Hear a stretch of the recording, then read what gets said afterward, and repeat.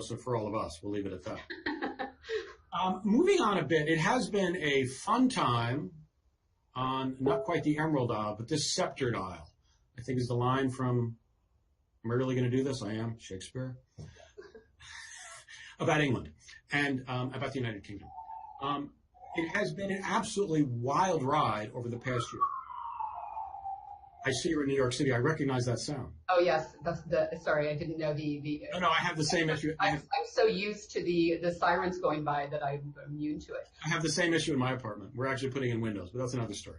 Well, you know what I was looking today, just because I wasn't sure what exactly we're going to be speaking about, and if you look at the range that we saw November 9th or November 10th in a lot of things, you'll find that for the most part, we've been trading in that range. I mean, you look at the euro, which I think November 9th, the range was like 109, 113. And for the most part, we've been stuck in the post-Brexit range. And if I'm remembering right, for gold as well, for whatever reason, we can't seem to, it's like Brexit was the first shoe to fall, so to speak, and then the U.S. election came. And, there were some fast-paced trends, and if you were lucky enough to hop on board, you made money. But then if you waited until after that wave was over, it was much harder to make money. And that's the problem I see for traders right now, is for the second half of the year, how do you make money? And it's a really tough one. I mean, you'd like to say that the surprise angle is that the Trump administration can get some infrastructure. If they can't get it past this year and it becomes still a 2018 story, as long as the market believes that it will be seen in 2018, then maybe it's time to go back into the reflation trade and go long dollars, go short treasuries, whatever your instrument that you're looking at. But it's tough to think of how to make money for the second half of this year. There isn't real. I mean, there should be a trend. Say there should be a strong dollar trend based on what the Fed is doing. But that trend was taken away, or the possibility was taken away, when Trump won the election, because you had this enormous run up in the dollar, which would have been a slightly more prolonged trend in a normal version. You also have, on the other side, you have political events that in their unexpectedness and in their size take up so much room on the trading scale that's almost nothing left to do. Normally, we would depend on the central banks to provide us with our trends. Without maybe today that will be the case with the Fed, that we do get. I mean, I'm just hoping that the market does not interpret whatever they say as a dovish hike, because I think it's going to be that much harder for risk appetite to scrape itself off the floor and get activated again. It is true, but if we're looking at odds, we're probably going to get their best interpretation of a dovish hike, because they want to raise rates. They clearly have wanted to raise rates for almost 2 years. They were stymied at the beginning of 2016 by the turmoil around the Chinese yuan and the equity collapses and things like that. It made the Fed, I think, very concerned that maybe this is real, that if we do start raising rates, the markets have been based on nothing except liquidity, and they're going to collapse. That didn't turn out to be the case at all. So I think they may have a clear view for raising rates and saying, well, things are not great, but we need to raise rates. Well, and I guess the only winner in all of this, because now the market is, it's not convinced that we'll even see the third rate hike, although, they'll be like everybody else, watching the data to see what happens. But the only winner in all this ends up being equities, because, we're going to have slow normalization both here and in the Eurozone and certainly in Japan. Where do you put your money? Equities seems the logical choice, and that's why we keep seeing these new lifetime highs all the time. But it's I don't know if you saw the VOA Merrill Lynch Fund survey yesterday, but they had the record number of PMs saying that equities were overvalued. But at the same time, they said what's different about this, if it is going to be a bubble, than it was back in the tech bubble in the late 1990s, is that cash levels are really high. So, exactly. you still would seem to be safe hanging on and staying in equities, but everyone that I talk to, certainly with their own personal investing, is, it's very scared that, the bottom's going to fall out sometime, but it's just hard to see what's going to make that bottom fall out. The equities alternatives are, you're stymied in your choice of alternatives. It's much easier to follow what's going on now, but there's simply, whenever you come down to the decisions for where you're going to invest or where your manager is going to invest, you're going to get back to the idea of returns, where we have potential returns. And it's very difficult to look around and find other returns, which is benefiting equities enormously. The fact that we have unusual valuation levels, and we do historically, I'm not sure, or what's your view on whether we have, now I'm not going back to the infamous quote from the Depression, equities have reached a new and permanent plateau. I'm not going there. I forget who did it, but may they rest in peace. But is it possible that we're turning to a different type of equity market where P&Ls, I mean not P&Ls, but valuations are of a different criteria as to what they tell us? Well, I guess I always look, like, if we pretended that the crisis never happened, and you went back to 2006 and took the S&P level then, and I have done this exercise, a few months ago. But you go back there, and then you look at where we are now, and you look at what kind of gains you're seeing, and you're seeing something. And I wasn't compounding this, but it's like, let's just say 2%, 3% gains. So much lower than what you would get historically. So just from that point of view, I guess maybe these levels aren't overstretched. Right. But the problem is, we need to see the earnings staying firm. And, if we have, at the end of June and we get into July and we start to see the Q2 earnings, if they start to disappoint, then, you have to think that some people will bail out of their equity long positions. The other thing that I've been hearing anecdotally is that people have gone into stocks, they keep buying option protection to the downside because they are nervous whenever there's a big risk event.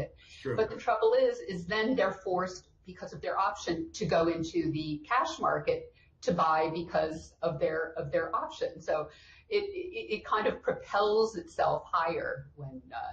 And then you've got the banks managing all their option portfolios, which is always a volatile undertaking, shall we? Right. And difficult, because options portfolios are managed on the basis of models, and not so much on the basis of specific hedges, which you do in other markets. And that leads to, when it happens, heightened volatility because the models change very quickly. I remember doing this. Before we close, one thing I'd really like to know, and I ask everyone this question because it fascinates me. Markets have evolved tremendously, not just in our careers, but in the past 15 years. Primarily, of course, I'm focusing on the advent of the internet. And when I want something done around the house on the iPad, I ask my 8-year-old. It's crazy, and I do, and she doesn't. Where do you think, this is an unfair speculation, but I'm always fascinated, so I always want to ask it. How do you think this is changing the tenor, and is it of markets, and is it concentrating volatility while taking away sort of a normal sense of the markets? Well, I guess what is normal? I guess that's the question. So, I mean, if you look at it, that are spreads that are less than 1 pip wide better than spreads that are 15 points wide? Of course they are. At least we like to feel that there is this illusion of a much deeper market where larger amounts are traded. That should be beneficial for people in the market and for their clients. And, I'd say for central banks also, because it means diminished volatility. The trouble with now having everything being done by algos, being automated, is that you are going to have those kind of flash crashes in whatever instrument you have. And is that something that we can live with? Is there something that can be done to improve it? Is it important also to have a human hand in the algo to make sure it knows, like you could program, 1,000 things for the algo to watch out with, but the human might be aware of that 1,001 thing that the algo doesn't. And so I just think it's going to be, it is the wave of the future. We're going to be going, instead of going to a personal advisor, we're going to just plug in what we feel about our investments, and the algo is going to do it for us and charge us, $10 instead of $1,000. So I think that's not necessarily a bad thing, but I think it's important to realize that there will always be this human element in trading that is important to incorporate into trading. I think it is. Maybe it's something like the program, the computer programs that play chess. They have gotten to the point in the past 10 years where no one can beat them, right? And they do it by infinite number crunching.